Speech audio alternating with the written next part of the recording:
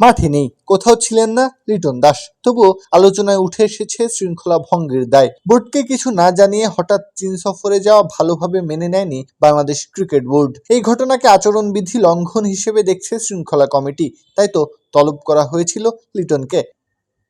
বিষয়টি নিয়ে বোর্ডের ভেতরে বেশ কিছুদিন ধরেই আলোচনা চলছিল, কারণ লিটন তখন ইনজুরির কারণে মাঠের বাইরে। অস্ট্রেলিয়ার বিপক্ষে ওয়ানডে সিরিজে কাফ ইনজুরিতে পড়েন তিনি। সেই চোটের কারণেই লঙ্কা প্রিমিয়ার লিগেও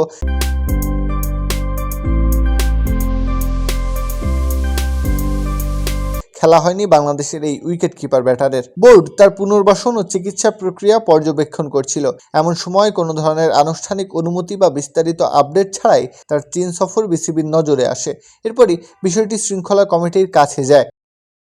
বিসিবির নিয়ম অনুযায়ী কেন্দ্রীয় চুক্তিতে থাকা ক্রিকেটারদের বিদেশ সফরের ক্ষেত্রে বোর্ডকে অবহিত করা বাধ্যতামূলক। বিশেষ করে কোনো ক্রিকেটার ইনজুরিতে থাকলে তার অবস্থান, চিকিৎসা এবং পুনর্বাসন সম্পর্কে বোর্ডকে নিয়মিত জানানো প্রত্যাশিত। শুনানিতে নিজের অবস্থান ব্যাখ্যা করেছেন লিটন দাসও। বিসিবির পক্ষ থেকে জানানো হয়েছে, তিনি পুরো বিষয়টি খোলামেলাভাবে তুলে ধরেছেন এবং কোনো তথ্য গোপন করার চেষ্টাই করেননি।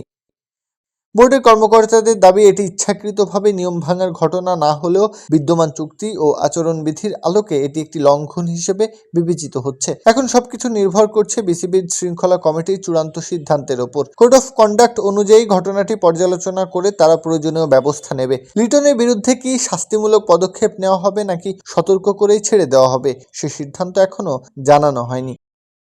প্রত্যহ কাব্য, খেলা ৭১।